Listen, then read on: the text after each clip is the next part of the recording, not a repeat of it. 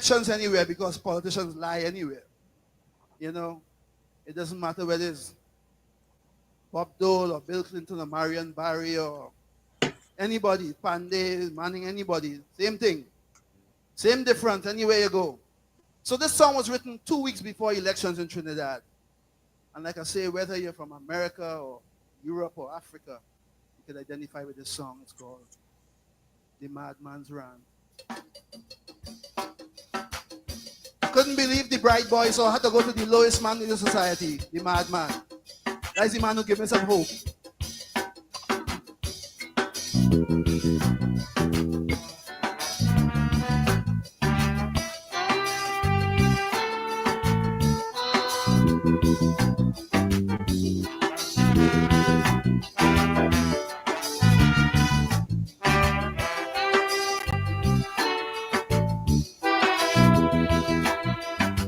Vote for we and we will set you free. Anywhere you turn, somebody chanting to we. Somebody promising jobs for all. Some renting gun to make other people ball. But somebody promising more police car. Somebody going to take the country far. Somebody putting all the bandits away. He said if they do the crime, they're going to damn well pay. But somebody promising a human rights, while somebody threatening to put out your lights. The Montreal full with little Trinidad boys. A bullet start to whine and put an end to the joy. Now they're lying cold for their mama to mourn. The Nike gone, the gold teeth on. You see they want the pocket full with blue silk. They want the statue drinking full cream milk. The little red silk is not their true friend. The blue one have 2 extra knots on the end. So a tag on the toe is now they take it to hell. But look where we reach. Well, I hear a madman fall as he spread out on a wall. He said, this is it, I've been hit.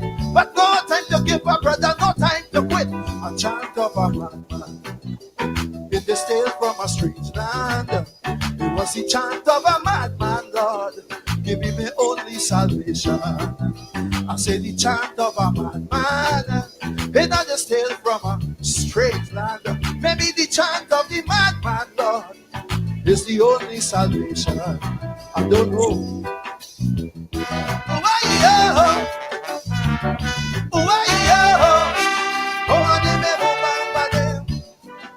Oh, Trinidad, oh, Trinidad, oh, Trinidad, Lord. Take it. Anywhere you go, somebody chanting to we. Vote for we and we go set you free. Somebody promising natural law. Fly like a yogi, end all the war. Seek inner peace, end all the pain. The same woman promising to go down again. Somebody promising to run all the bread. Somebody pushing a world-class head. Somebody clean out the weed well fast. Somebody chopping down the weed well fast. But somebody letting the cocaine pass. Somebody letting the cocaine pass. Somebody letting the cocaine pass. Somebody letting the cocaine pass. Somebody still letting the cocaine pass. Somebody letting the cocaine pass. Somebody promised to abolish the tax. Somebody promising to be with the facts. Somebody promising to clean up the land. But in the clean land, rat killing man with bright little youths going to waste. Somebody teeth, the smile on their face. Somebody take one love off the shelf. Then the one of boys start to sell out themselves. Somebody going to end all this talk about race. But they can't tell me that with a straight face. Big men dying, the crime can't solve. A madman rant is the only reason I hear the madman fall. As he lay on a wall, he said, this is it, I've been hit. But no time to give up, brother, no time to quit. A chant of a madman, it is still from a strange land. It was the chant of a madman, Lord, give me my only solution. I say the chant of a madman, it not just tale from a strange land. Maybe the chant of the madman, Lord, the only salvation. Good night, thank you very much.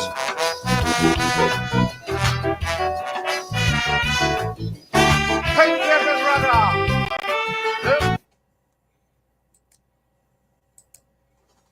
And a very good evening to you, and welcome to tonight's edition of Politics 101, a Wednesday night.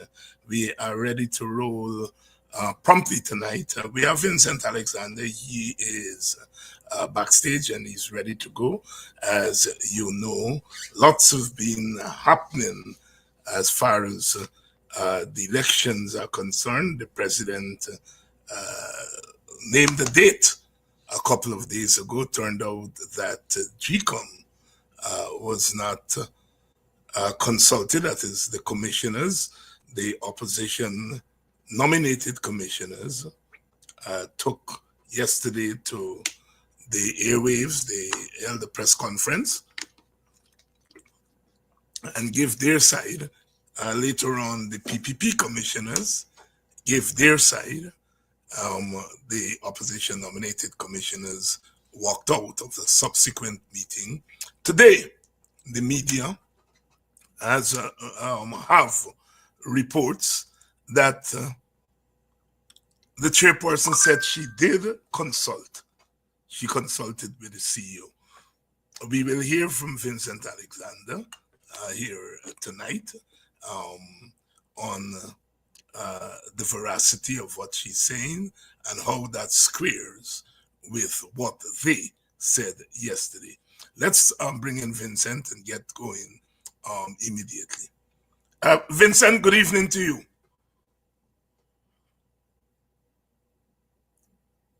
We're not hearing you, Vincent. I'm here, but not hearing you, David. Yes, we are hearing you now.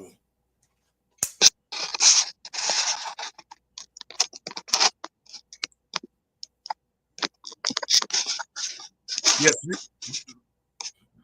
Are you hearing me now? Are you hearing me now, Vincent?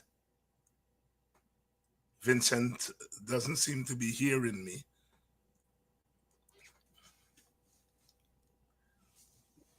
I'm not hearing you, David. Let me do a technical check. Yeah, I'm hearing you. I'm hearing you.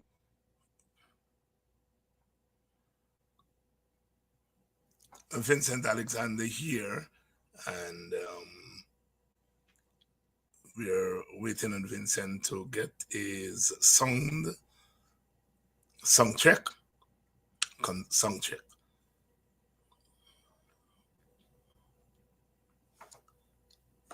Good evening to all of you, wherever you're joining us from, whether you're joining us from inside of Guyana or you're joining us from outside Guyana, whether it's in the United States, Canada,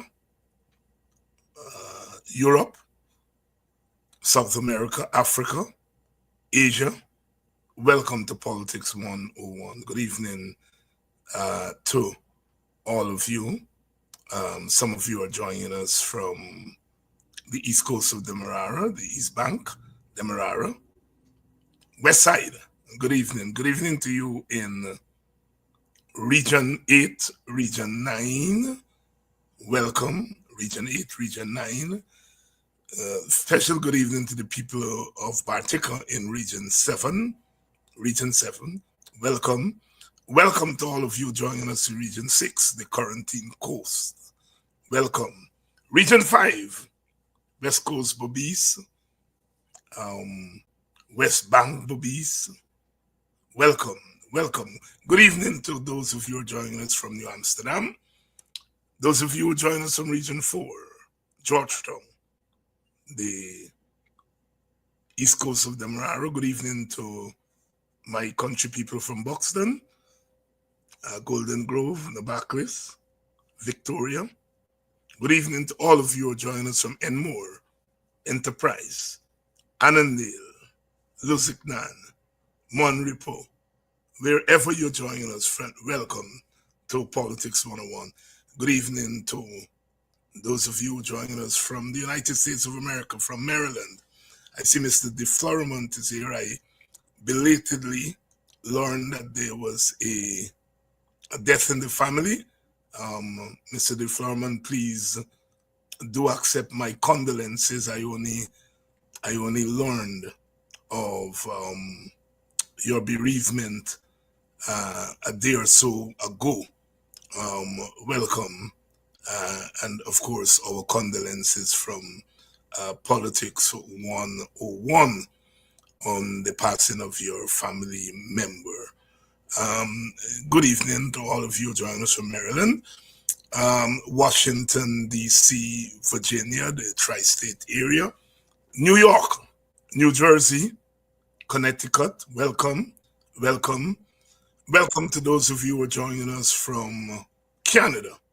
Those of you who are joining us from Canada, welcome. I see my countryman Brian Moses is here quite early.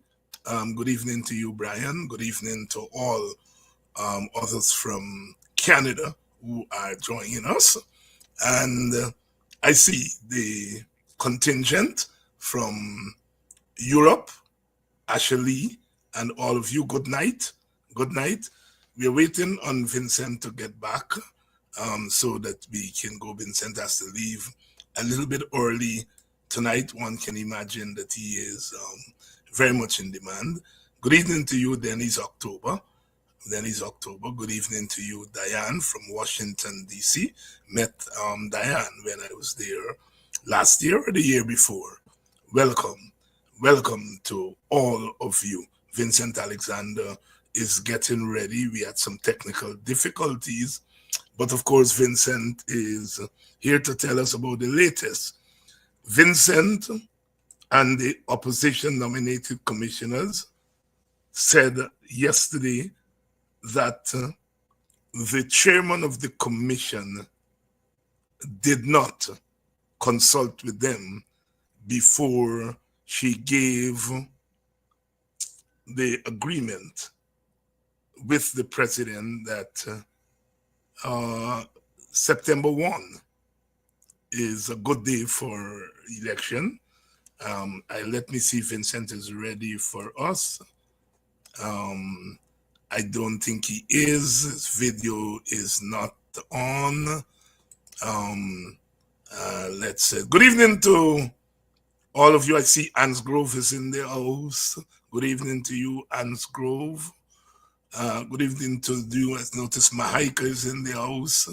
Borbis River. Where in the Borbis River you come joining us from, Paul? Is it Ithaca?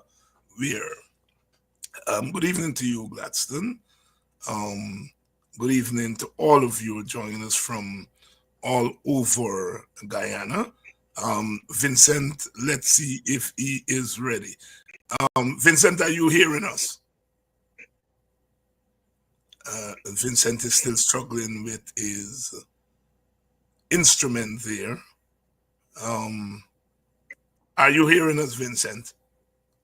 He is not hearing us. He's not hearing us. Lyndon? I'm back, but I'm still not hearing you. Yeah, that's I quite... don't know if you're hearing me. Yes, I'm hearing you. I am hearing you. I'm not hearing you. Oh my.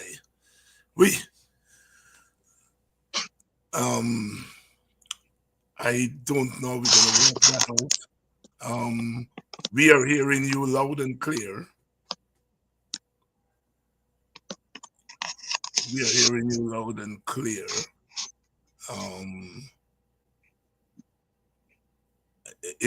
Are you hearing us now? Are you hearing us now? Vincent is still not hearing us.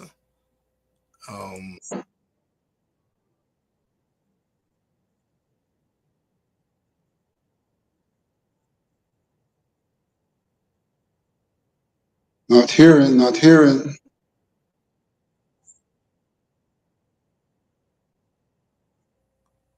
Are you hearing us, Vincent? We are hearing you.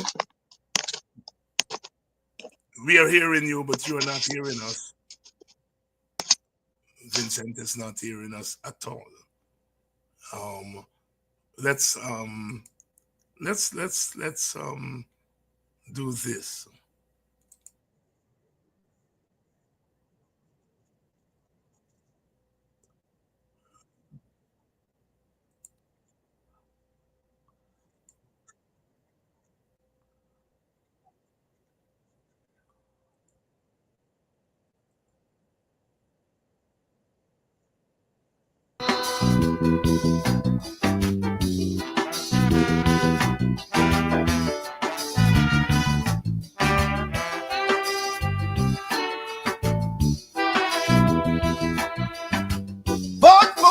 and we will set you free. Anywhere you turn, somebody chanting to we. Somebody promising jobs for all. Some renting gun to make other people ball. But somebody promising more police car. Somebody going to take the country far. Somebody putting all the bandits away. He said if they do the crime, they're going to damn well pay. But somebody promising a human rights, while somebody threatening to put out your lights. The more tree full with little Trinidad boys. A bullet start to whine and put an end to the joy.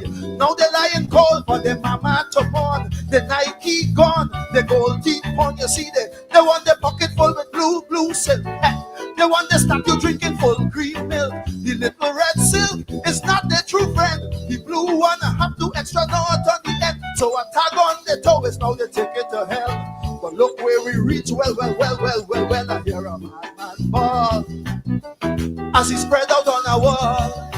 He said, this is it, I've been hit.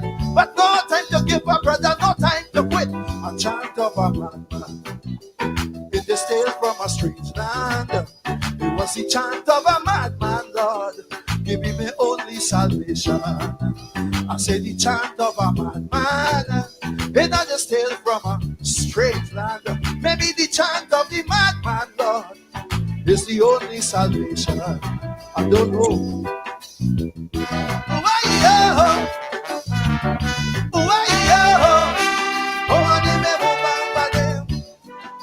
Oh, Trinidad, oh, Trinidad, oh, Trinidad, Lord. Take it. Anywhere you go, somebody chanting to we. But for we and we go set you free. Somebody promising natural law. Fly like a yogi and all the war. Seek inner peace and all the pain. The same woman promising to go down again. Somebody promising to run all the bread. Somebody pushing a world-class head. Somebody clean out the weed well fast. Somebody chopping down the weed well fast. But somebody letting the cocaine pass. Somebody letting the cocaine pass. Somebody letting the cocaine pass. Somebody letting the cocaine pass. Somebody still letting the cocaine pass. Somebody letting the cocaine pass. Somebody promised to abolish the tax. Somebody promising to be with the facts. Somebody promising to clean up the land. But in the clean land, rat killing man with bright little youths going to waste. Somebody teeth the smile on their face. Somebody take one love off the shelf. Then the one of boys that to sell out the self. Somebody going to end on this talk about race. But they can't tell me that with a straight face. Big men dying, the crime can't solve. A madman rant is my only resolve. David Michael Rudder, the madman rant. Somebody making the cocaine pass this election season. Vote for me and we will set you free. Let's see if Vincent is ready for us now. Vincent, are you hearing us? Vincent, are you hearing us? He still is not hearing us. Vincent is still. I'm seeing you. I'm not hearing you. I don't know what's the problem. I don't know. But if I am being seen and being heard, probably just allow me to use the remaining 15 minutes to ad lib. Yes, go. And let's work with that. Yes. Yes, go. Good evening, David, to you and your audience. Today, in many regards, is day 2 after the GECOM commissioners found it necessary to exit a meeting of GECOM yesterday. And we exited that meeting for a particular reason. Prior to yesterday's meeting, we last met on May the 20th. On May the 20th, we were discussing the work plan, which the CEO is now trying to describe as a list of activities. However, physical evidence reveals that it was a work plan, it was sequential, It had the activities. It had the period required for the activities. It had comments. And in fact, it concluded by indicating that given this work plan, the likely possible date for election was the 22nd of September 2025. That's what was on that document, which the CEO is now saying was not a work plan. In discussing that document, we recognize the president's prerogative to call elections. That's not a matter in dispute. But we also recognize that GECOM has an obligation that is equally constitutional to the president's prerogative to call elections, and that is the delivery elections that are free, fair, and transparent. In that regard, we sought to look at the plan itself to ensure that the plan provided, in our circumstance, all that is required for a free, fair, and transparent election. Given that we were not going to have biometrics, we called for the list of the overseas Guyanese, which can be legally provided by the Chief Immigration Officer, to be made available to GECOM so that we could highlight those names on the final electoral list to ensure that the party scrutineers and the GECOM officials would be alert in case anyone came forward to vote in those names, and to ensure that the person coming forward was in fact the real person, given our experience of 2020. And so that was one approach we wanted to use, and we wanted to have that inserted in the plan. We also wanted to have inserted in the plan the right of incarcerated persons to vote, and the remand persons in particular, because our constitution provides for all Guyanese age 18 to be able to be registered and to vote, unless those persons were guilty of an electoral offense, in which instance they would be suspended for 5 years, or insane. So we see this situation of the president's constitutional responsibility and authority, as well as GECOM's responsibility and authority. And in that context, historically, what GECOM would normally do is advise the president of its readiness. That's what GECOM would normally do. We are advised that the president did contact GECOM to find out about its readiness. In doing so, we asked the question, would you be ready in 3 months? The CEO apparently advises the chairperson that yes, we'll be ready in 3 months. And she passed that information on to the president, who then, unbeknownst to her, according to her, announced September 1 as the date for elections. Our contention is that given the question the president asked, given that we had a work program which we were told that the likely possible date was the 22nd, and given the ongoing discussions in relation to how we deal with the deceased overseas, how we deal with all the persons overseas, how we deal with the incarcerated persons, how we deal with the local deceased to be reported on by the police and the chief medical officer, that the advice the president should have been given is that GECOM, in its pursuit of of free, fair, and transparent election was still deliberating on certain matters, and that we were at the point where even before we concluded those matters, the likely possible date was the 16th. And in that regard, the president would have been properly guided as to how he exercised his prerogative. That obviously was not done. And so the problem we face with is the manner in which GECOM conducts its affairs. GECOM did not do what was right, and one can only attribute that to two things.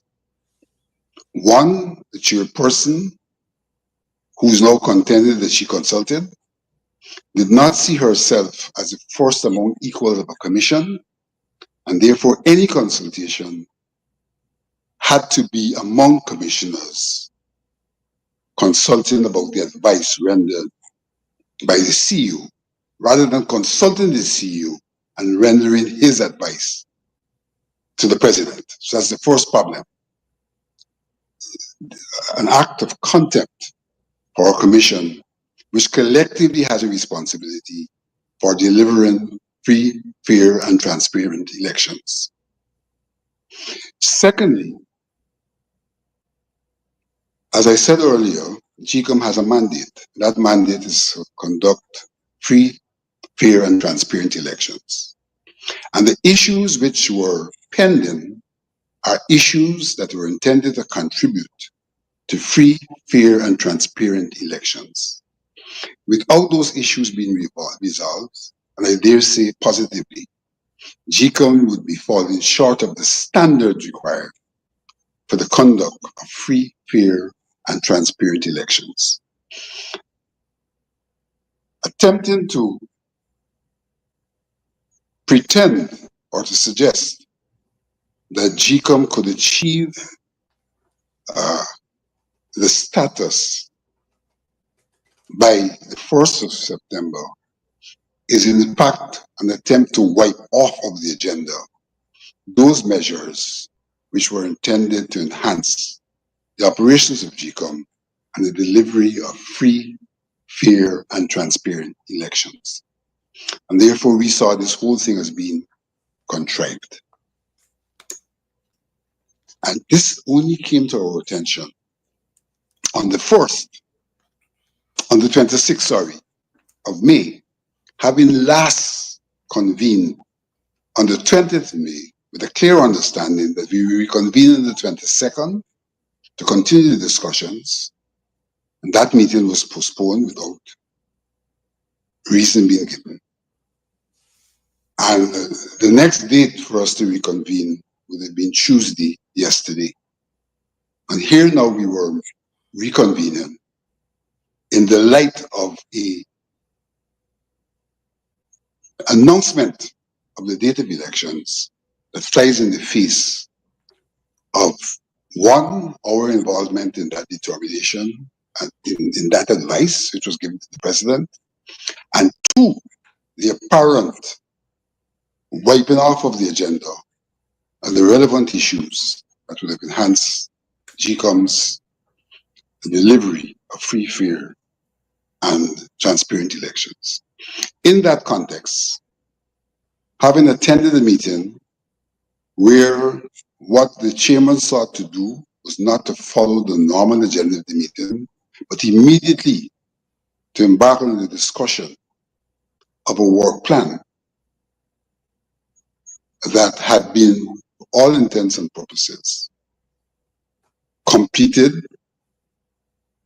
and considered to be that which we will work with, given the date, September 1. We thought it was contemptuous, it was procedurally incorrect for the chairperson, not in the first instance, to explain how is it we're having that work plan before us when the last meeting there was a work plan that we would continue to be working on, and why is it we were not consulted? And now you've come, you simply bypass all of that and say, let's discuss this work plan that is not a product that we had asked for and that we were told was available and that had already been used for the purpose of determining the date of an election. In that context, we could not participate because we were going to be merely dummies in the process, where all that was eventuating seemed to have the support of the PPP appointed commissioners and the chairperson, and was not going to be the subject of normal procedural democratic interaction, where their 4 votes might have prevailed anyhow. But here we were being given a fait accompli. And in that context, we said, we cannot continue to participate in that meeting to give retroactive approval to something that flies in the face of the work we were doing, and that also flies in the face of the delivery of free, fair, and transparent elections. We are now faced with a situation where GECOM is trying to contend, one, that they consulted, that is the chairman and the CEO, that's Balgadash. The consultation had to have been internal among the commissioners. We faced with a situation where the PDP commissioners are contending that since the Constitution provides the President with the prerogative, and the Constitution also says that elections should be delivered in 90 days, it doesn't matter what anybody else says, so let it be. We are aware, one, that we have had best practices which are now being ignored, and two, that the President acts on advice, and that he was given improper advice, and that he cannot be held for his declaration, but GECOM can be held for not having given him the requisite advice against his background.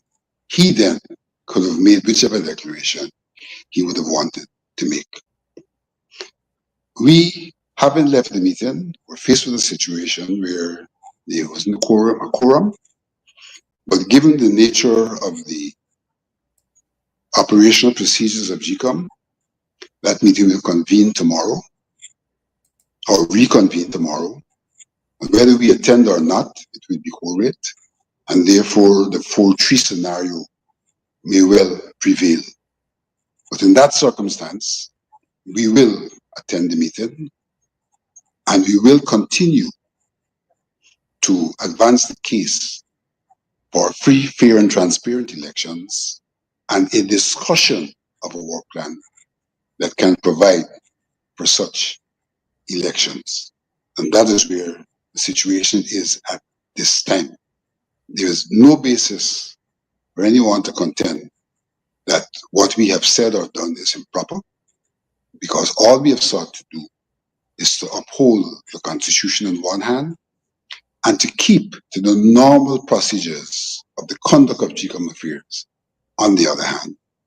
But we observe that, in fact, this manner of conduct is not a one-off. It is what is, in fact, has been occurring for some time now at GECOM, where our contributions are not seriously considered, and we simply have 4 persons seeking to impose their will on the people of Guyana. Vincent Alexander there. Vincent has to run. He has another appointment. Vincent, thank you very much for giving us an update. Hopefully after the meeting tomorrow night, we're gonna have Vincent back.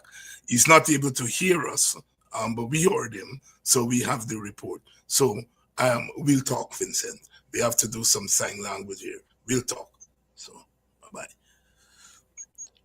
Vincent Alexander, the chairman of member of GECOM, opposition nominated thing. We are going to pick up from where Vincent left off. Some of you are asking about WPA's statement. WPA issued a statement yesterday. It was carried by some of the media. I know Stabrook News, Kaitro News carried it today. I am going to read that statement for those of you who are asking about it. Here it goes. WPA is shocked by the revelation that GECOM's chair acted unilaterally in advising President Ali on the suitability of September 1st as the date for Guyana's upcoming general and regional elections. If one of the PPP nominated commissioners is to be believed, it appears that even the government-aligned commissioners were not formally consulted. In effect, the chair appears to have been given a date by the president, and the CEO subsequently adjusted GECOM's previously publicized work plan to accommodate the president's preference. The chairperson has a duty to refute this perception. Until she does so, WPA in this preliminary comment is forced to conclude that she has tacitly handed over the election process to the president and the PPP. While it is the president's authority to set the election date, it is GECOM's right to determine when that body is ready to deliver proper elections. From all that we have learned thus far, that practice was torpedoed by the chairperson and the president, either separately or together. If WPA's assessment is correct, then those two officials have dealt another severe blow to the credibility of an already suspect election. WPA sees this as nothing short of political recklessness. Confidence in GECOM's ability to deliver impartial and credible elections is already at an all-time low. The chairperson, on account of her repeated votes with the PPP commissioners, is not seen by opposition supporters as an impartial arbiter. GECOM, since the 2020 election, has rejected all the opposition's suggestions for reform of the process, most of which were suggested by the international and regional observers. One would think that given these negatives, the Madam Chair would do everything to ensure a restoration of some semblance of confidence in GECOM. Instead, this recent act does the complete opposite. WPA's conclusion is that she, and by extension the majority of the Commission, have committed willful suicide. We would be hard-pressed to urge confidence in the integrity of these elections. If the decision on the date is being manipulated to fit the ruling party's agenda, how would the process going forward and the eventual outcome escape that course? Coming on the heels of the unsolved crisis emanating from the death of Adriana Young, GECOM and the president seem determined to turn the upcoming election into yet another flashpoint for national instability, a development our country can ill afford. In closing, WPA expresses its full solidarity with the opposition-nominated commissioners who have had to bear the indignity of being treated as aliens in GECOM. We also again call on the international community and CARICOM to use their influence to stop the political carnage. These forces owe it to the Guyanese people, given their central role in the development surrounding the last election. Their inaction in the face of a clear and present danger is inexcusable. They must move beyond words. End of the WPA statement. That statement was issued yesterday afternoon, and we have heard the chairperson today, and we heard Vincent here tonight. What in effect the chairperson has said is that the president called on Friday. He asked if elections can be held in 3 months' time. Chairman, asked the CEO. The CEO said yes. And I informed the president that yes, it can be held in 3 months. Our contention is she has consulted. She has consulted with the CEO. She obviously does not feel that she had to consult with the commissioners, and that includes the PPP commissioners. They were working on a work plan that said that elections at the earliest could have been on the 26th of September. That work plan was obviously thrown aside. Now let's get beyond all the niceties. Let's get beyond the niceties. Everything the PPP has been saying for the last year was that elections were going to be held closer to November. Everything they did pointed in that direction. The question is, what has changed? Well, what has changed is that Adriana Young was murdered a few weeks ago. And her murder triggered a national crisis. A national crisis in which the state, the governments, lost control of the country on the night of the 28th of April. What has happened is that the government continued the cover-up of what happened to that child. A cover-up that was started by the PPP police.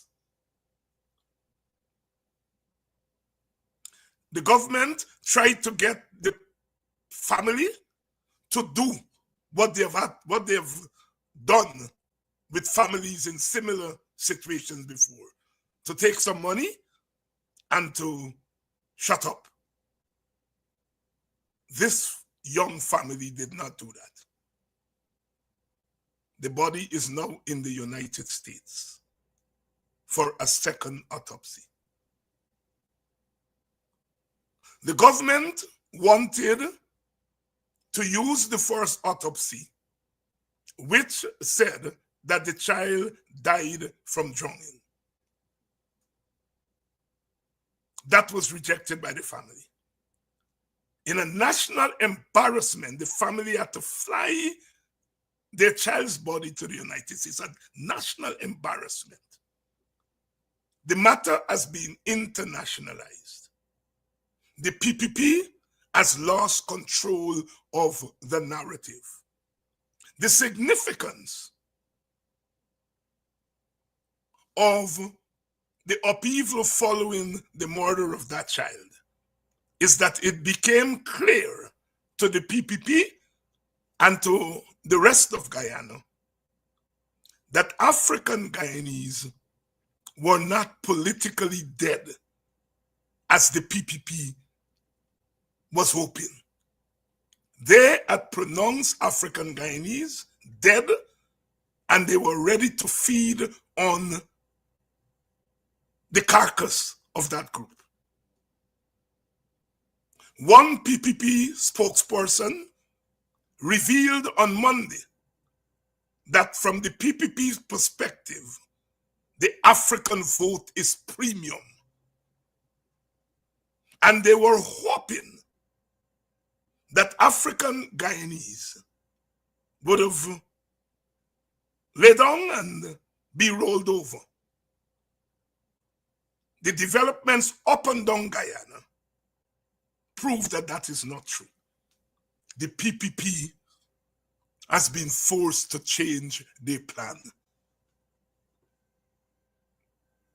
They want the election to be over as quickly as possible so that the fallout from the Adriana Young thing will not become an election issue. The Adriana Young matter is not over. The family has flown their child's body to the United States. We are awaiting, the country is awaiting the outcome of that second postmortem. While that child body has been flown to the United States, the PPP maliciously, belatedly released the report of the postmortem. And to the shock of the country, they conclude not that the child died from drowning. They've now gone beyond that. They are saying that the conclusion is that she did not die from foul play. Now, who's the PPP answering? Who tell them the child died from foul play? They are asking a question and answering their question. Because they know that if the conclusion is that the child died from foul play, their election chances would become compromised. So they have concluded that the child did not die from foul play. I wonder, how can pathologists conclude what the child did not die from? I thought pathologists tell you what people die from. They died from drowning. She died from drowning. Where did she drown? What were the circumstances behind it? Did somebody willfully drown her, throw her in water? Did she accidentally die from drowning? We do not know that, and a pathologist cannot, and I'm sure the pathologist did not. But not what the PPP did yesterday. The day after announcing election is that they say the child did not die from foul play. I repeat, a pathologist cannot tell us what the child didn't die from. They can tell us what the child died from. Why is the PPP so bent on saying what the child did not die from? As if that is not enough. The Canadian man that they brought, who came, we didn't hear anything about what he did, how long he spent.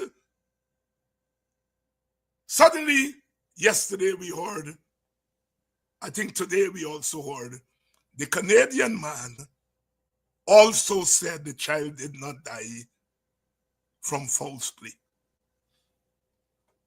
How did he know that? How does he know that? The PPP is bent on saying the child did not die from foul play. Because if a proper investigation is done And it is revealed that the child died from foul play. Not only would public opinion continue to turn against the PPP, but its own supporters would, in their quiet moments, question their own government. And in those circumstances, we don't know what will happen in the country. We saw when they first lied to the people took to the streets. The government ordered the police to shoot at people in Lenora and in Georgetown. And the people retaliated on the night of the 28th. The PPP does not know what will happen. It is politically sensible to know what could happen, and it does not want that to become an election issue. If it were possible to call that election within a month, the PPP would have done it if they could have gotten GECOM to pull that off. Clearly, the Constitution doesn't allow GECOM to pull it off in less than 3 months. The question is, in order to preserve its chances of winning an election, the PPP has sacrificed Adriana Young. She has been sacrificed. If we follow people who are in the know, they said her death was a sacrifice. Well, here is now another sacrifice. The PPP is sacrificing her in order to try to win an election. The PPP also is sacrificing free and fair elections in order to ensure that they stay in power. Now, what has been the mantra of GECOM? The mantra of GECOM is that, look,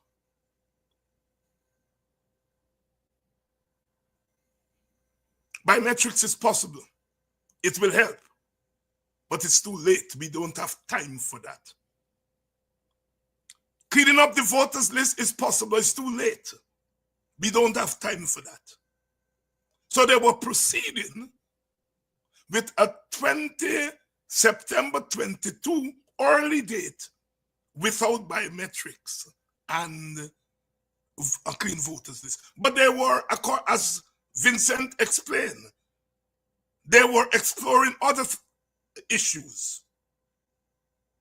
Issues such as who will the people on remand be allowed to vote? They were looking at other issues. Now, all those issues have now been thrown out the window. The answer is we don't have time for it. Now, let's cut through the nonsense. When the president called Madam Chair, they had already decided behind the scenes on the September 1st date. I am sure of that. The chairman must say that is not the case, and she has not said so. The conversation would have gone like this. How would we spin this September 1st date? If you consult the commissioners, they will say, but we are working on another plan. And Vincent Alexander, the other two commissioners, are going to go public with it. We can't consult them. We cannot consult them. And if we can't consult them, we then can formally consult the PPP commissioners. What is our next step? Madam Chair, you are the legal mind here. Well, the Constitution says that I must consult. So what I will say that I consult with the CEO, because it is the CEO who has to come up with a work plan. So she pulls a legal sleight of hand by saying, I consulted with the CEO. And so he calls on Friday as if it's an innocent call. And she said, yes, it can be done in 3 months. What they forgot is that a work plan for 3 months was not on the table. They then presented a work plan for the 3 months thing after the president made the announcement. All we born and grow in Guyana, we know about putting the cart before the horse. You have to do a plan, and then based on the plan, you get a date. Here, given that they were trying to pull a sleight of hand, they decide on a date and then develop a plan to suit the new date. That's what those scams did. Now, the issue here is not the date of election. The issue here is GECOM becoming the floor cloth of the PPP and the government. What is the PPP doing? What is the president doing? Determining a date for election before GECOM says, based on our work plan that we have gone through, we are confident that this date here we can ensure free and proper elections. The president has overstepped his authority. And the chairperson has violated the democratic principles that have and that should be embedded in decision-making in GECOM. If all she has to do is to consult the CEO to determine a date, then you might as well send home the 6 commissioners. And she and the CEO run the commission. If you have 6 commissioners that are mandated, that are there constitutionally, how can you make the most important decision without consulting them? Madam Chair, you are a lawyer. We are not lawyers, but we are not fools. You are basically saying that when it comes to the most important thing, which is deciding on the date that GECOM is going to be ready, is the chair and the CEO. Tell us, where in the Constitution, tell us where explicitly is that written. If it's not written explicitly, give us the reasoning behind your inference that you and the CEO could make that decision.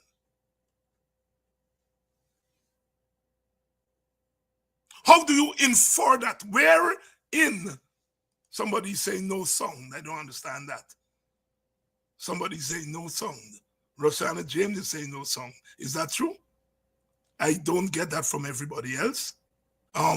She must say, she has rendered the commissioners useless.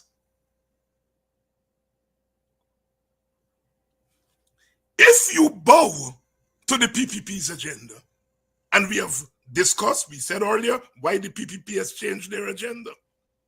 The PPP wanted the East Coast Road to done. They wanted the Linden Road to done. They wanted the Borbies, the Arbor Bridge to done.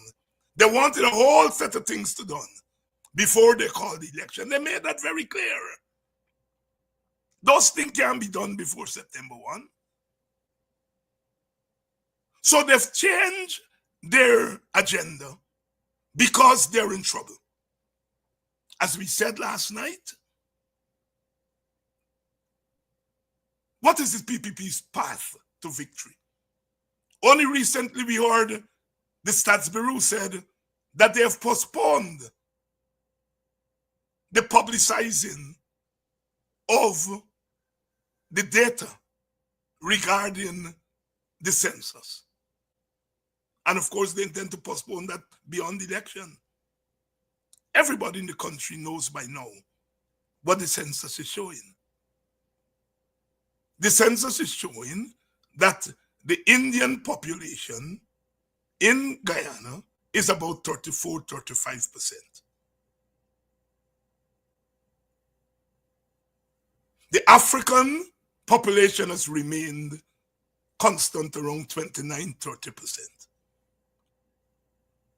There is a slight increase in the Amerindian population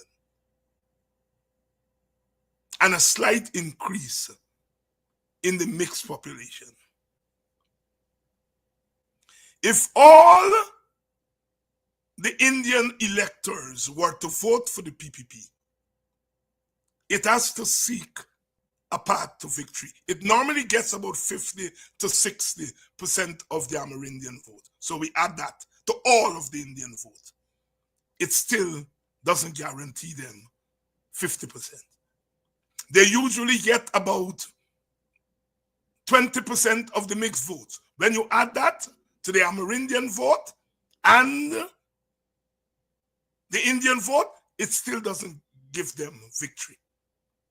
The African vote then becomes premium according to the PPP. I heard it in private, and then lo and behold, I heard Leno Craig, a PPP spokesperson, saying it on Monday night. The African vote is premium. And the fact that people like myself have been mobilizing African people for the last 5 years worries them. I didn't have to wait for the PPP to tell me African vote is premium. I know that. And that is why they've been trying to distract us by saying, let us go after Indian votes. The opposition path to victory is that you add the so-called African vote with the African mixed vote, and 40 to 50% of the Amerindian vote, clear path to victory that carries us potentially to over 50%. It is not that Indian votes are not important. It is the Indian votes are the hardest votes to get. But we have a path to victory without the hardest vote. The PPP does not have a path to victory without their hardest vote, which is the African vote. The PPP knows the hardest vote for them to get is the African vote. And that is why they've been going crazy. Every time we talk and we try to back them out of the African community. Because they do not have a path to victory potentially without the African vote. They either have to get the African vote, some of the African vote, or they have to suppress the African vote and keep them at home in order to have a path to victory.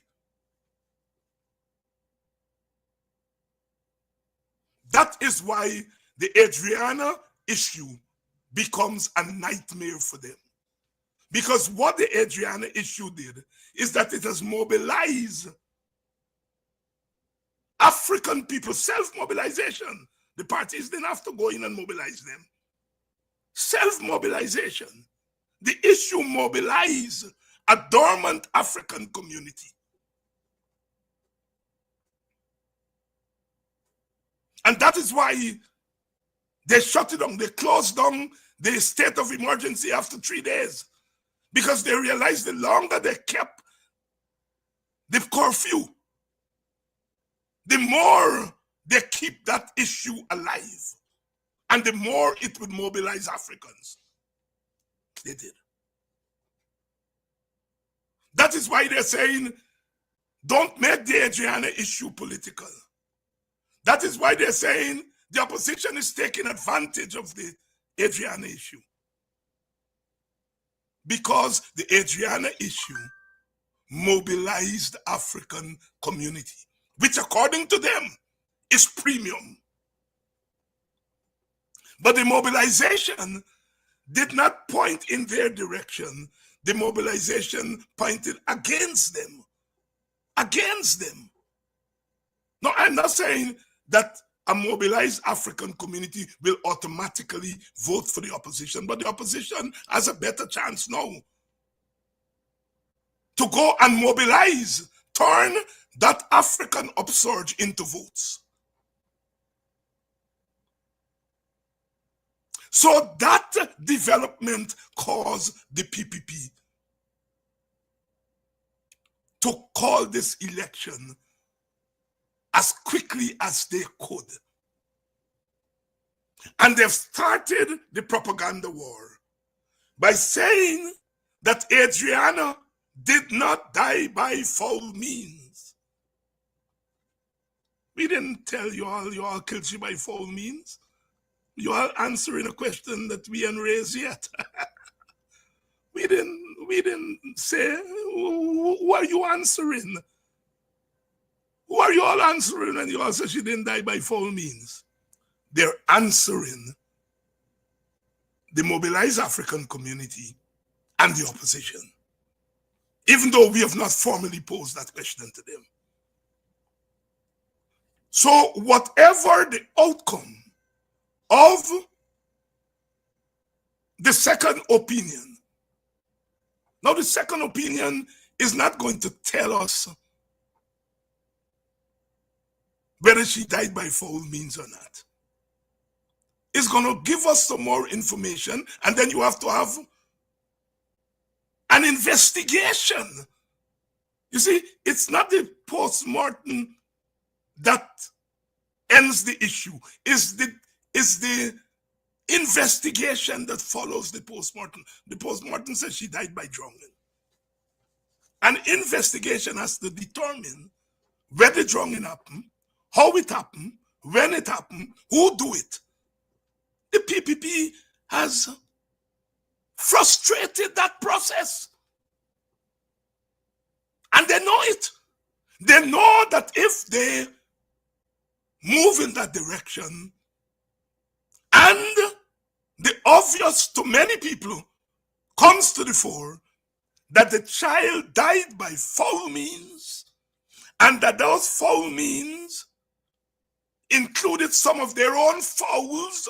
So F-O-U-L means carried out by them, F-O-U-W-L-S. They know in an election that is going to further mobilize the opposition supporters. And they will have none of that. So they've already started propaganda war. She did not die by foul means. So if and when the second opinion on cause of death, and if that second opinion opens up a path for investigation into the circumstances surrounding the cause of death, they know they're in trouble. They're banking that Indian Guyanese will vote for them anyway.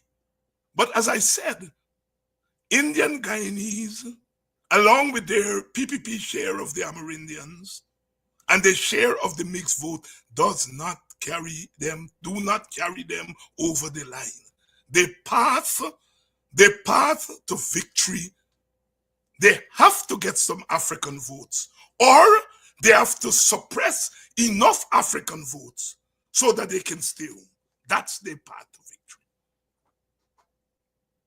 In a fair election, that's their path to victory. Now, let's move to the rigging.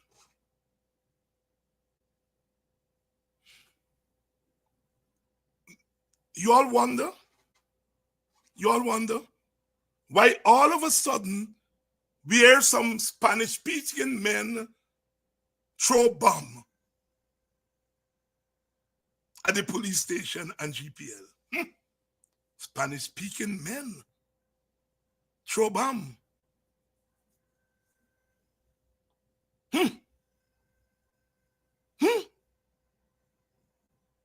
Why they didn't pin it on PNC and AFC and the WPA? Why they pin it on Spanish-speaking people? That's another front that is opened up. The PPP is not stupid. The PPP knows that Maduro has agent provocateurs. He has spies. He has political mercenaries in Guyana. He knows it. The PPP knows that. And they know that that is about to explode. They know that Maduro people are getting to work in Guyana. Now, not they intend to use the Spanish speaking, are using their term, Spanish speaking. They didn't say Venezuelans and Spanish speaking. They have been open, they were open and still do, I think, to use the Spanish speaking voters to give them papers to vote illegally in our election.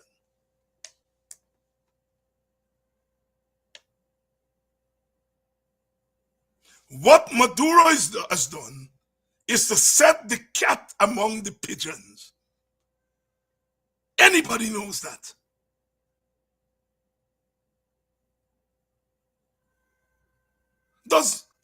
Look, years ago in the 90s, America was encouraging Cubans to leave Cuba and to go to America, and they were turning back Asians.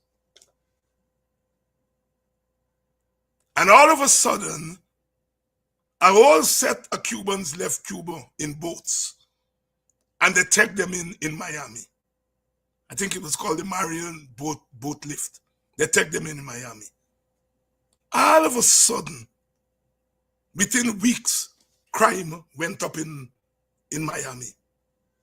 When they do catch themselves, what Castro did was to open the prisons, open the lunatic asylums, and put them on the boat. So it's a whole heap of criminals, a whole heap of mentally challenged people were sent to Miami. The Americans had to round them up very quickly and put them in some camps. That is what Maduro has done. Among those people who have come across our borders are spies, are criminals.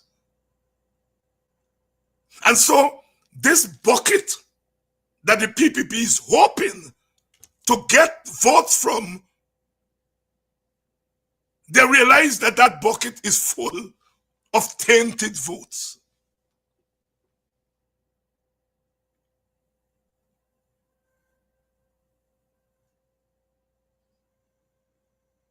They're also intending to do what they did in 2020. That is to rig within GECOM. People vote who are not supposed to vote. They won about 2 seats as a result of that rigging, 2 to 3 seats for the 7 boxes, no statutory document. A whole set of other irregularities. Over 4,000 people who voted that were not in Guyana at the time. So they're hoping to skim off the customary 2 or 3 seats by doing that. But they needed time. And so they were hoping to go right down to November to put in place that rigging machinery. Now they've been forced to bring the date forward. It means the scope to rig within GECOM, that window is now closed slightly. So at every twist and turn, the PPP is in trouble. And so it's hoping to get this election out of the way as quickly as possible. Now, they may also be taking into consideration that the opposition hasn't decided yet on a presidential candidate and whether they're going as a coalition. But I don't think the PPP too bothered about that. Because the PPP know whether they go as a coalition or not, the PNC is an electoral machinery, and the PNC can click their finger like this and get ready for an election. They know that. So I don't think that's a big factor in their consideration that they're hoping to catch the opposition with its pants down. That may be a little consideration. But I think what I've outlined there tonight are the big considerations. We in the WPA have said that this election is a referendum on how the PPP has treated African Guyanese. And the treatment of African Guyanese is the treatment of the slave plantation. Here in the Caribbean, we had absentee plantation owners. What it meant is that white people were not here a lot. On any plantation, there were always more enslaved Africans than whites. It was the enslaved Africans who ran the plantation for the most part. And so what that meant, it meant two things. It meant that the white minority had to be brutal to the black majority. They had to be brutal to them to show them that if you only rise up, this is what will happen. They parade their heads at parade ground to show the others, if you all dare, this is what will happen to you. In America, they used to send the bad slaves. When the slaves behave bad, they send them to Jamaica. So one response, because the whites were the minority, is that they were brutal to the slaves, the enslaved people, sorry. But they also give them a little slack, carrot and stick. They allow them to beat their drums. They allow them on Saturday afternoon to go in the bush and make the bush rum and cook the bush cook. They allow them something that they didn't allow them in America. In America, they banned the drum. They didn't get time. No bush cook, no bush nothing. Because whites there were the majority. But in the Caribbean, they were not. So the way they dealt with the enslaved people was carrot and stick.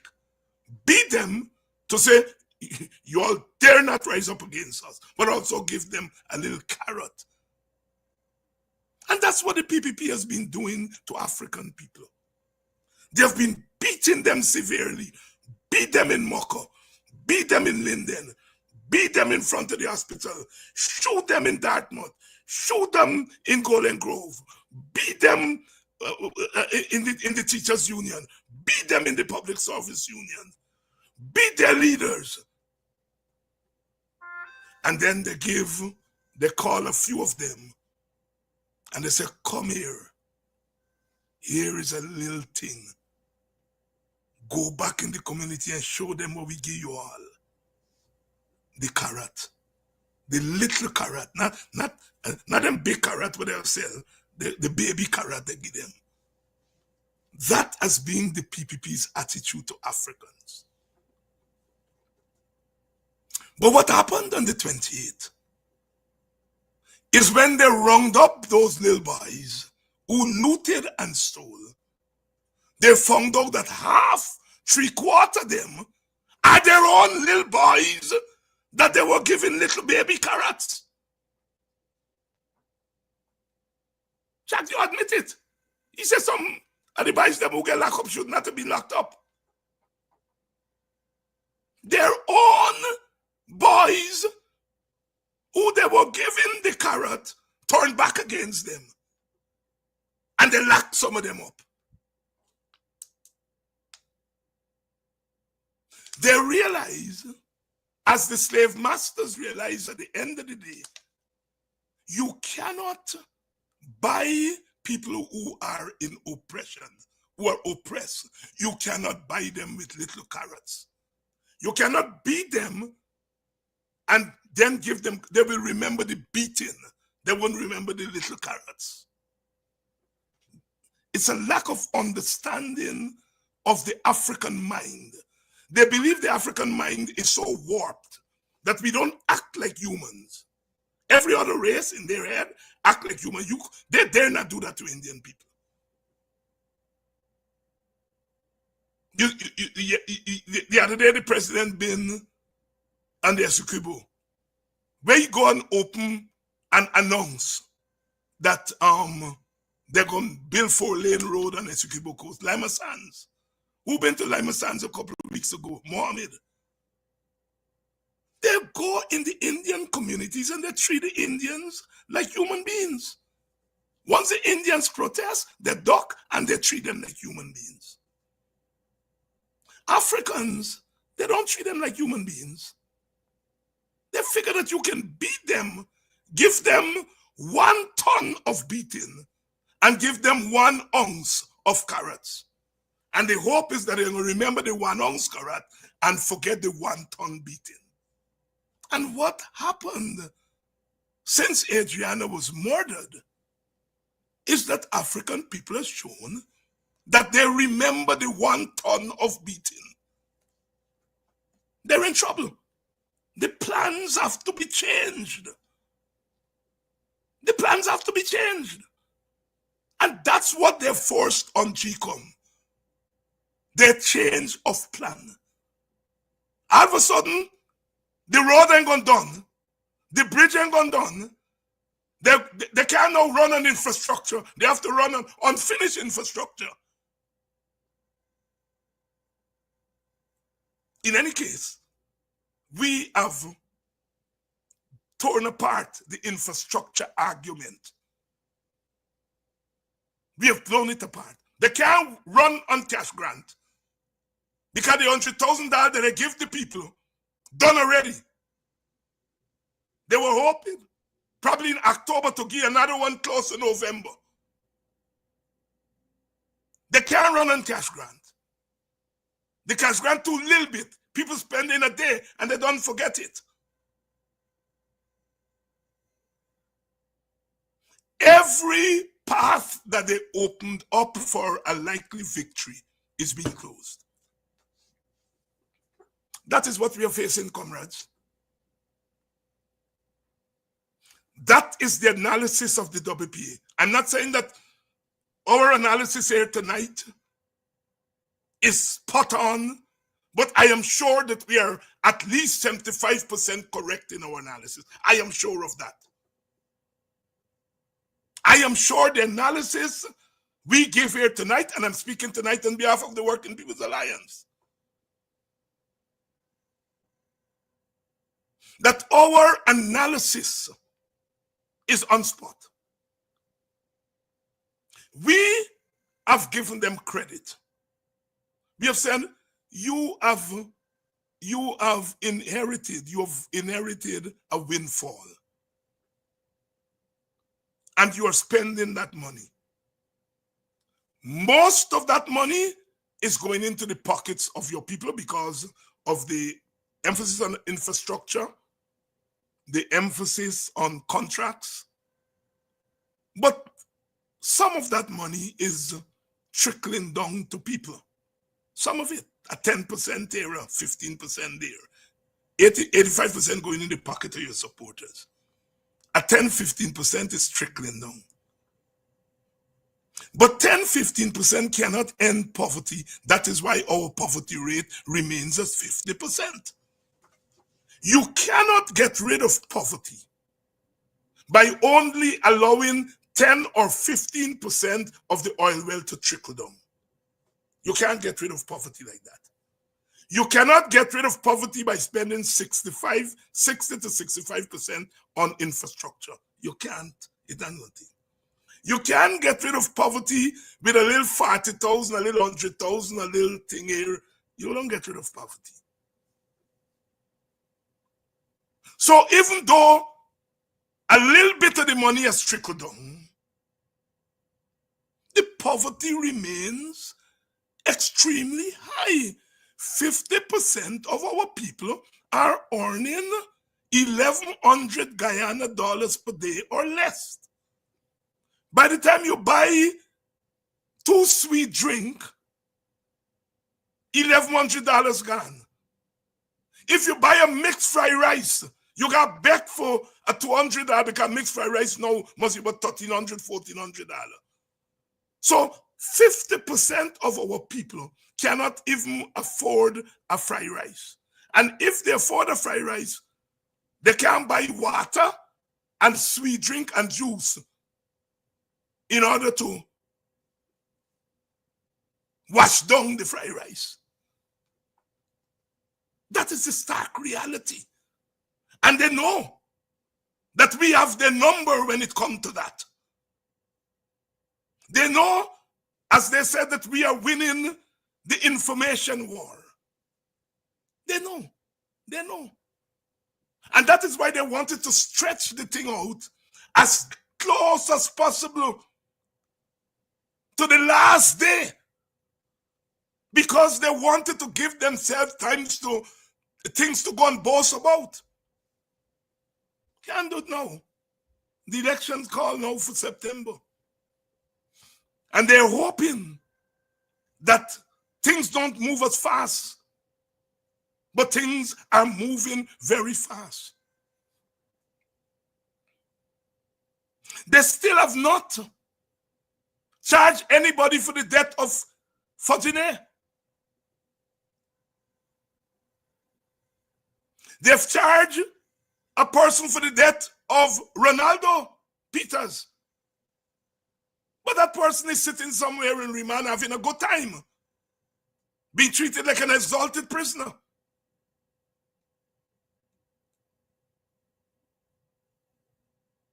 The PPP's path to victory becomes difficult. And the only way for them to win this election is to bully and rig. Bully and rig. Bully and rig.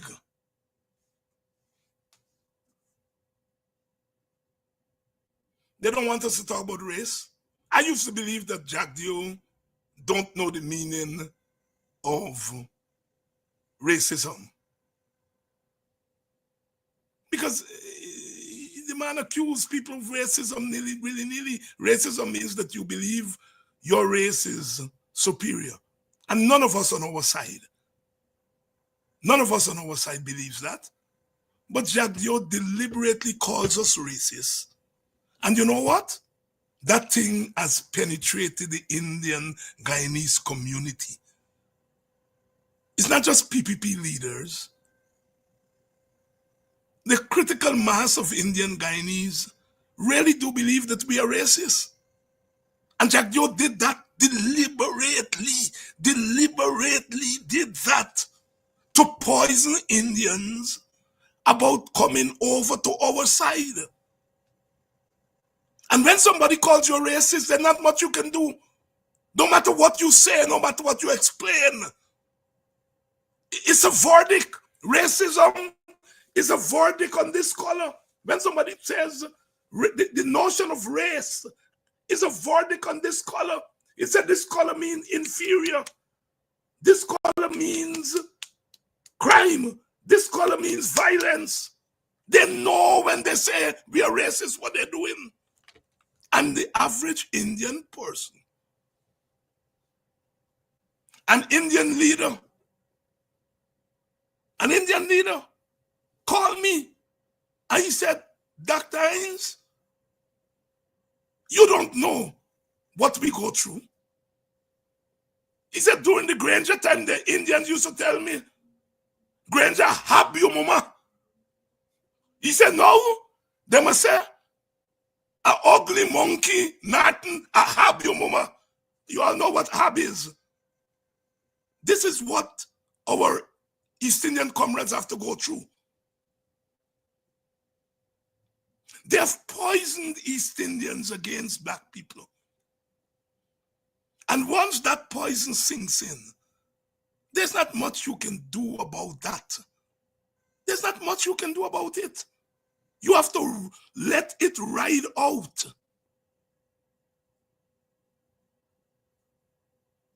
Brother, you see, observe his 100th birthday. Ravi Dev wrote a tribute to Kwayana. You know what was the tribute? The tribute was a profile of Kwayana as the consummate racist. When everybody wrote and saying, he's our elder, all praise to him. Ravi Dev wrote a nasty column with Kwayana as the consummate racist. Orphan Ali, a word never come out of his mouth saying an anchor, one of our icons, has met 100 years. When Sister Amna died the other day, all the PPP leaders correctly praised her, lionized her. What a one! Although we had different political philosophy, she was a giant. Kwayana was also a giant. Then that's not one word saying happy birthday, brother. You see, not from Ali, not from Jagdio, not from any government minister, black or pink or white. But when Amna died, they correctly said what a wonderful person she was. They correctly. I'm not saying they shouldn't. That is how it should be. When political opponents die, you give them their due. Our comrade didn't die. He reached 100 years. When the rest of the country put their arm around Kwayana, the PPP was missing in action. You all figure it out. You all figure it out. Kwayana was a founder of their party. He was a founder leader of their party. The party song that they sing when they gather is written by him. They cannot know him. God bless Donald Ramatar. He showed up in Boston. But Donald now is in the political wilderness. He's not a power broker in the party. Those who wield power in the party did not say happy birthday, you see. You ought to figure out what's happening in your country. And that is why, if they are trying to manipulate the African vote, we have a right to protect our community from that manipulation. Brother Walter Rodney said, if you use my race to dehumanize me, I am forced to use my race to humanize myself. Freddie Kusun wrote in a column the other day, David Hines should not be on the opposition ticket. He bashes Indians. Freddie gonna hear from me because he will have to write in that column. He will have to enumerate the bashing that I have done to Indians. If he can't do it, he will meet me up the long steps.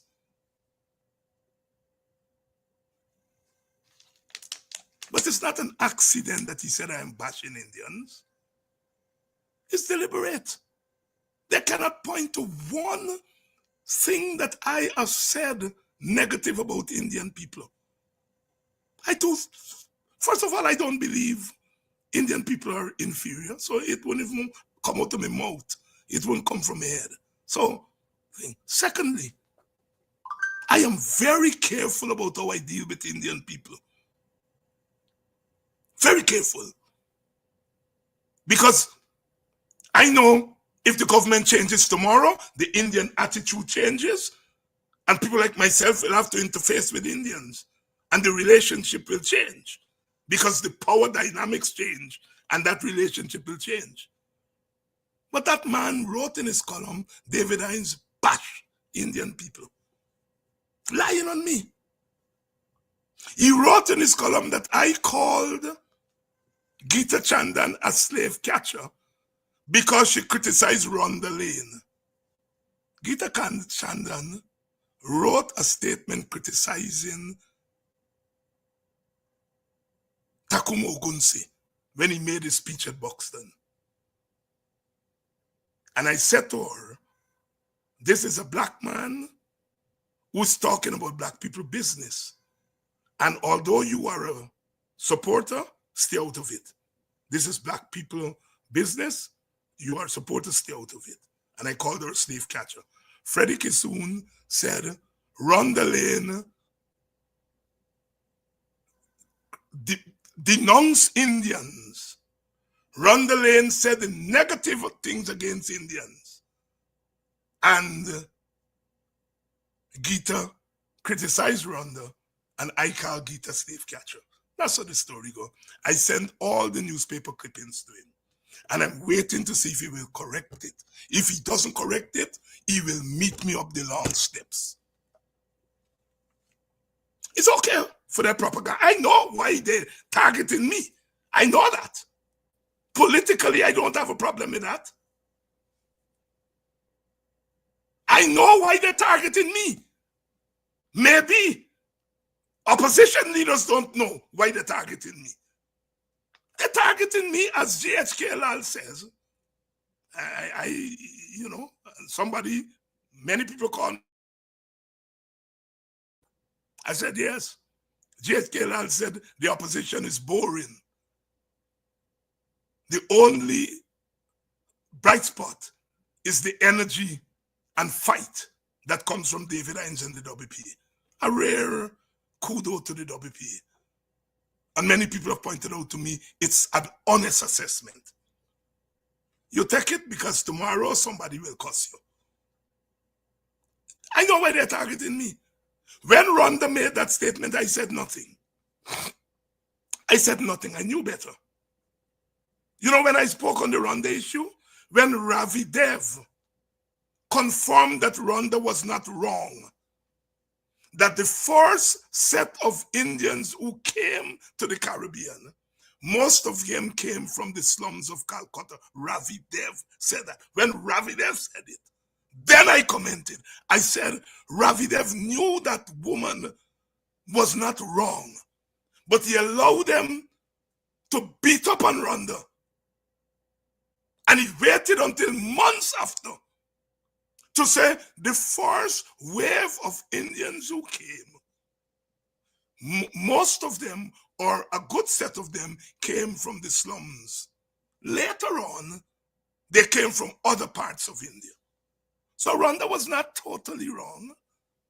Some would argue Rhonda wasn't wrong at all. And I said nothing because I knew. And until Ravi Dev said that Rhonda, he didn't say Rhonda wasn't wrong. He said, but she has a point. Because the first wave, some of them, if not most of them, came from the slums.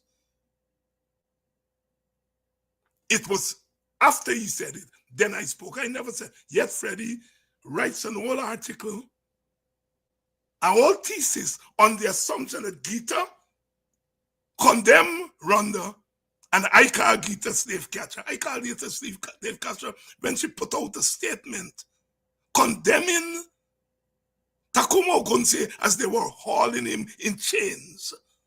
And I said, I met Geeta personally and I explained to her what was my political motive. Because it had nothing to do with Geeta as an individual.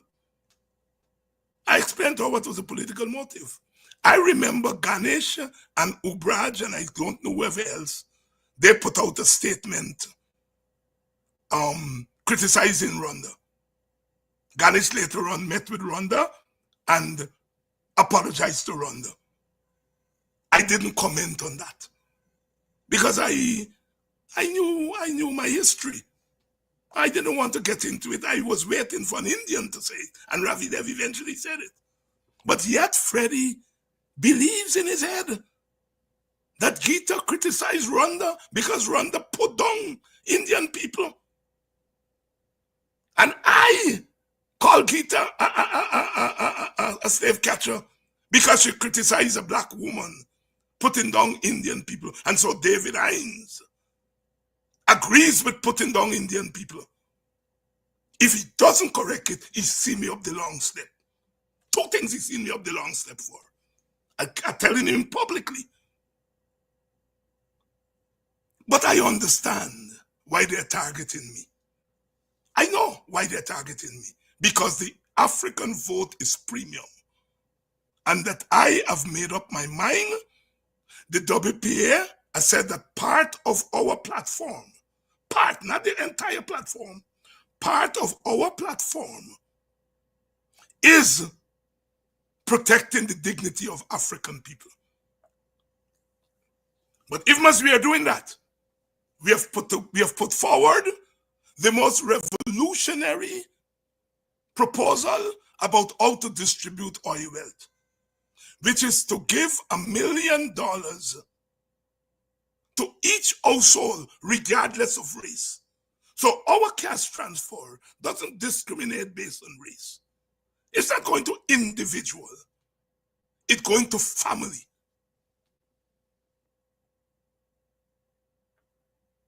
So we protect the dignity of African people. And we advance the economic well-being of Indian people, Amerindian people, and all races. We didn't say cash transfers must go only to Africans. We didn't say it must go to individuals. We said it must go to households.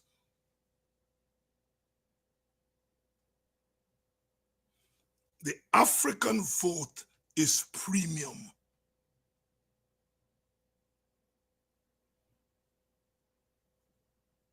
The African vote, it came from them. And we know it. They cannot have a path to victory without suppressing the African vote or trying to steal or buy some African votes and rigging. It's a combination of rigging, corralling the Spanish-speaking vote. Is there a Spanish-speaking, not me? Eh? Corralling the immigrant vote, suppressing the African vote, and buying the African vote. That is the path to victory. If we can stop them on those four things, they cannot smell victory. I think we have done a fair job in stopping them from ruling over black people. And they hate me for that. They hate me for that. And I'm prepared to live with that. They hate me for it. We have done a fair job. It's not over. We still have some Africans who are going to sell their votes. But I think that we have decreased the scope for that. We have decreased the scope for that. I think the Adriana's death has cleansed some of our black people who were swayed in a certain direction. So I think we have done a fair job at scuttling their plans as far as black people are concerned. The liquors, how many of them you all seen? How many of them you all seen? Maybe one, maybe two, maybe three. They were hoping to get hundreds of liquors out there by now. All of a sudden, they can't know. They can't get African. They're going out for Daniel Siram. They're going for this body, Shazam. They're now going for Indians crossover. The African crossover they were talking about has evaporated somewhat. Now they're rolling out Indian crossover. Comrades, brothers and sisters, you all must know when you're all winning, yeah? You all must know when you're all winning. You all must know when you're all winning. All of a sudden, it's not African crossover. They're now going for Indian crossovers. Because I think we have done a fairly good job. We could have done better. We still got a lot of work to do in the African community. A lot of work. Cheryl Barker, Cheryl calling name. Maybe one of them, Cheryl. Maybe two of them.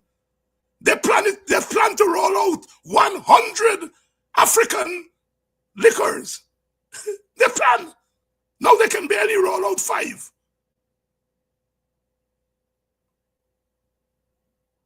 So we have done a fair job there. Maduro has taken care of the Spanish people thing to some extent. Because he sent the spies and look at the rise in crime among the Venezuelan community. Look at it, eh? Look at the rise in crime. If we so stupid to believe that Venezuelans are going to come over our borders in numbers, they say 50,000, 60,000, 80,000, and the Venezuelan government is not going to sneak in spies and mercenaries among them, we're stupid. But our government is so preoccupied with its own survival in power, it does not look after the security of our people.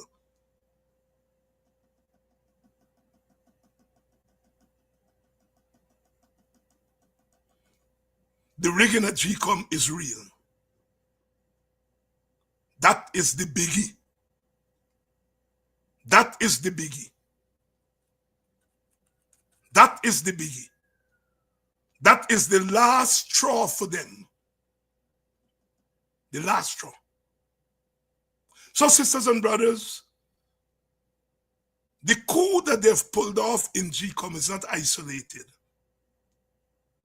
Madam Chair did not by accident agree to the September 1st date. Not by accident. She did not isolate our commissioners by accident. It's all part of the grand plan.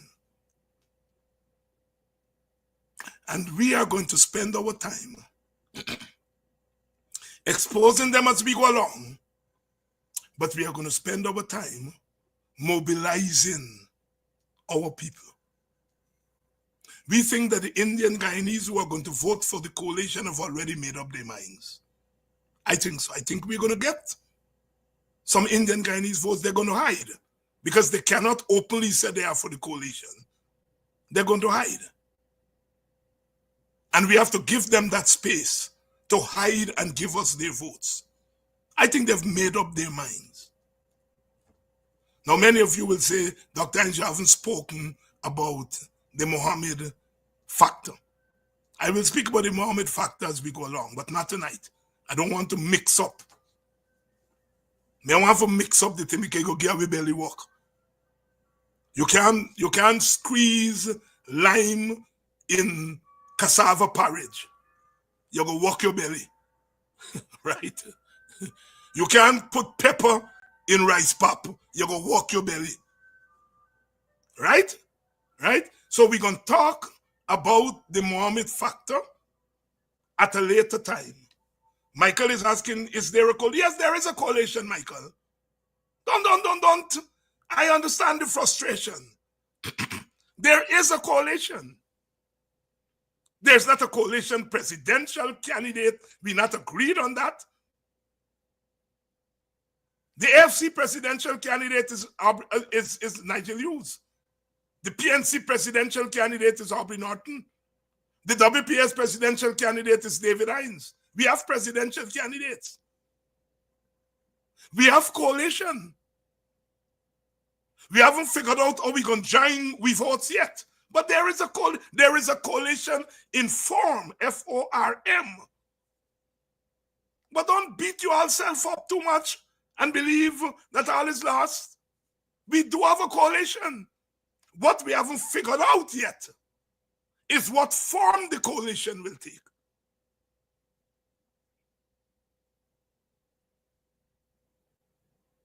What I can say about Mohammed is that if Mohammed joined a coalition with the PNC, that's suicide. Easy pickings to the PPP. You take your vote for him to black man. Let Mohammed stay outside tactically. But Mohammed has to know, if he wants to get rid of the PPP, he cannot poach black people vote tactically. You all know me, I just start it plain. If Mohammed is going to be any use to the anti-PPP forces, he has to bring Indian votes. He can't poach African votes. They ain't going to help the coalition or the opposition. We won in 2015 because Moses Nagamoto brought a critical mass of Indian voters. He brought them in 2011 and 2015. Moses Nagamoto didn't go after black votes. Coalition, we have to be tactical. So all of you all who jumping up about Mohammed, if Mohammed is going to help to get rid of the PPP, he has to hurt the PPP electorally. He cannot hurt the PNC or the AFC or WPA electorally. Black people, you all gotta get sober. Y'all gotta get sober. I'm not saying anything here that is a big secret. I'm saying it openly. Because clearly many people believe Mohammed is a factor. Well, if he's a factor, how is he going to help the anti-PPP forces? He helps the anti-PPP forces not by peeling off African votes, but by peeling off PPP votes. How he's going to do that, I don't know. What I do know is that the PPP is going to fight him to death. Nasty, nasty. They're going to be nasty. You all never see the PPP at this nasty. You all ain't see nothing yet. It's going to be nasty. So all those of you who are saying, Mohammed going to peel our vote, you all and understand politics. The PPP is going to be nasty to that brother. And if he only pull African vote, it doesn't help us. I'm going to talk more about Mohammed, because I think some of you all are teary-eyed, starry-eyed about the Mohammed thing. If you all never see the PPP ruthlessness, the next couple of months. I see somebody said to Mohammed, bye, stay away, yeah? You know what you're getting into. You all don't know what you're getting into. The PPP is nasty to Indians. If you all think they're nasty to black people, any Indian who is going against them, viciousness, we will see. We will see. But it's not as straightforward as you all think it is. Oh, Mohammed can bring away Indian votes. Indians are not like Africans. Africans tend to be more liberal with their votes.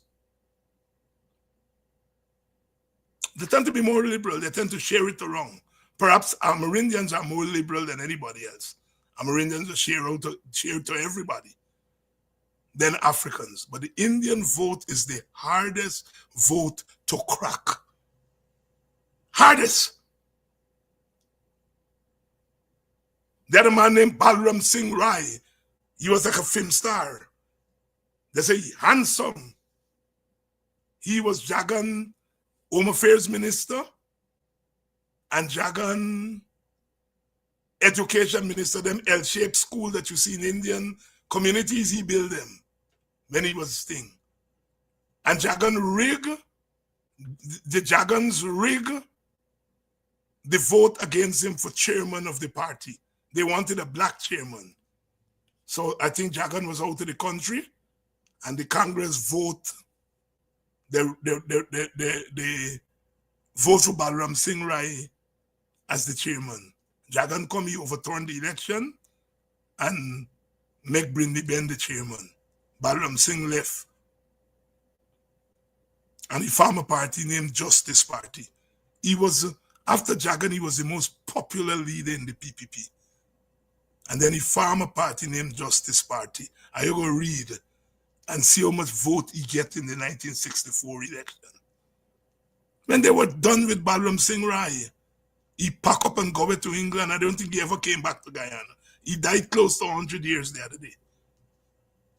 They never even give him pension, the PPP. They are vicious to their own when it comes to things. So it's not going to be easy for Mohammed. It's not going to be easy for him. So all those of you who are calculating our victory based on Mohammed, I'm urging you all, reassess that. Look for our path to victory over what we have control over. Not over what you don't have control over. Sisters and brothers, we are on our way. The next 3 months is going to be nasty. Nasty.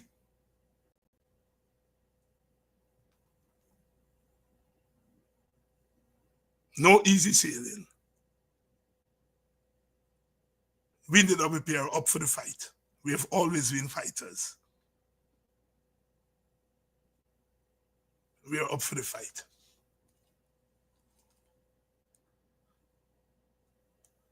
We have always been fighters.